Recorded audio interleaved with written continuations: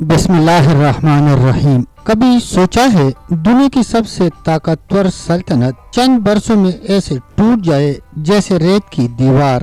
یہ صرف ایک جنگ کی کہانی نہیں، یہ غرور کے زوال اور ایمان کی فتح کی داستان ہے۔ جب مسلم افواج نے ایران کو شکست فاس دے دی، جس نے ایرانیوں کی کمر توڑ کر رکھ دی تھی، اور شہنشاہ یزدگرد کسی زخمی بیڑیے کی طرح اپنی ہی زمین پر پناہ ڈھونڈتا پھر رہا تھا، اہل ایمان کی یلغار جاری رہی، یہاں تک کہ مجاہدین اسلام کے گروہوں نے مدائن خوزستان، اجواز، نہاون، اصفہان، ہمدان، رلے، کرمان، سیستان اور خراسان کو رون ڈالا۔ شہنشاہ یزدگرد فرار ہو کر ترکستان چلا گیا۔ مسلم سالار احنف بن نقیس رضی اللہ عنہ نے ایران کا سارا خزانہ مال غنیمت کے طور پر امیر المومنین کی خدمت میں مدینہ منورہ بھیج دیا۔ زر و جواہر کے اس انبار کو دیکھ کر حضرت عمر رضی اللہ عنہ رونے لگے۔ پھر آپ رضی اللہ عنہ نے مسجد نبوی میں حاضر ہو کر اہل ایمان کے اجتماع سے خطاب کرتے ہوئے فرمایا: معبود حقیقی کے نام لیواؤں کو خوشخبری ہو کہ آج مجوسیوں یعنی آتش پرستوں کی سلطنت برباد ہو گئی۔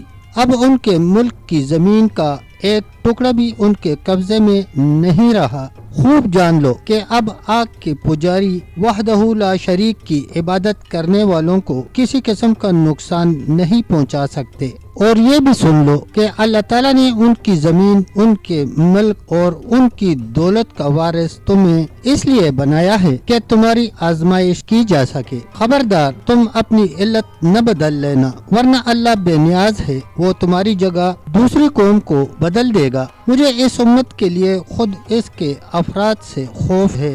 ایرانیوں کی شکست فاش اور مسلمانوں کی عظیم و شان فتح کی خبریں کیسر روم کے دربار میں بڑی حیرت کے ساتھ سنی گئی۔ کیسر کے ایک دور اندیش وزیر اوکس نے اپنی نشست پر کھڑے ہو کر بعد احترام عرض کیا: اے ہرقل اعظم، مسلمانوں کی یہ اہم فتوحات عیسائیوں کے لیے نیک شگون نہیں ہے۔ اس سے پہلے کہ یہ خونی سیلاب ہمارے سرسبز و شاداب علاقوں بہا کر لے جائے، ہمیں ایک مضبوط حصار بنا لینا چاہیے۔ اس سے پہلے کہ وزیر ووکس اپنی بات مکمل کرتا، بوڑھا پادری شہرام اپنی جگہ سے اٹھا اور انتہائی متکبرانہ لہجے میں ہرقل اعظم کو یعنی کیسر روم کو مخاطب کر کے کہنے لگا: شہنشاہ کو معلوم ہونا چاہیے کہ ایرانی آتش پرست تھے، اس لیے آگ کی خوراک بن گئے، مگر ہم اہل صلیب ہیں اور صلیب ہی ہماری محافظ و نگہبان ہے۔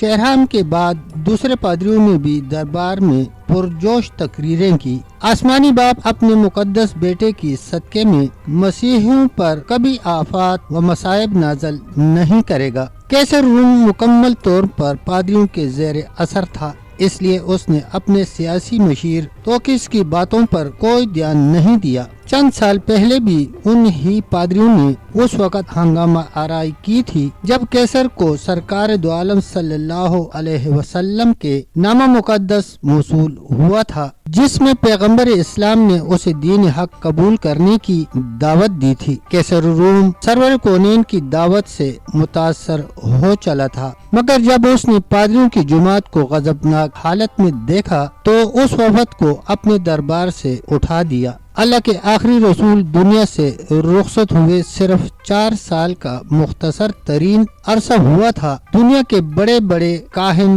نجومی، سیاست اور جنگ کے ماہرین سوچ بھی نہیں سکتے تھے کہ پیغمبر اسلام کے نام لیوا صحرا کے دامن سے نکل کر ایران جیسی عظیم طاقت کی بساط الٹ کر رکھ دیں گے۔ وہ ایرانی جو خود کو دنیا کی سب سے مہذب اور طاقتور قوم سمجھتے تھے، جب پہلی بار مسلمان سفیر حضرت عبداللہ بن حذافہ حضور اکرم صلی اللہ علیہ وسلم کا نامہ مقدس لے کر ایرانی شہنشاہ خسرو پرویز کے دربار میں ایک خاص ادائے بے نیازی اور جلال بانی کے ساتھ داخل ہوئے تھے، تو ایرانی شہنشاہ نے صحابی رسول کو بڑی نفرت و حقارت کے ساتھ دیکھا تھا۔ پھر خسرو پرویز نے نامہ رسول پاک کرتے ہوئے پوری عرب قوم کو انتہائی ذلت آمیز لہجے میں مخاطب کرتے ہوئے کہا تھا، اے سوسمار یعنی چپکلی نما جانور کا گوشت کھانے والوں اور اے اونٹ کا دودھ پینے والوں۔ پھر جب ناکام سفارت کے بعد حضرت عبداللہ بن حذافہ نے رسالت معاب کی خدمت اقدس میں حاضر ہو کر نامہ مبارک کو چاک کرنے کا واقعہ سنایا تو سرور کونین صلی اللہ علیہ وسلم نے فرمایا، خسرو نے میرا خط چاک نہیں کیا، اپنی حکومت کے ٹکڑے کر دیے ہیں۔ پیارے دوستو، تب تک اتنا ہی، ملتے ہیں انشاءاللہ ویڈیو کے اگلے حصے کے ساتھ۔ تب تک کے لیے اللہ حافظ، اللہ نگہبان۔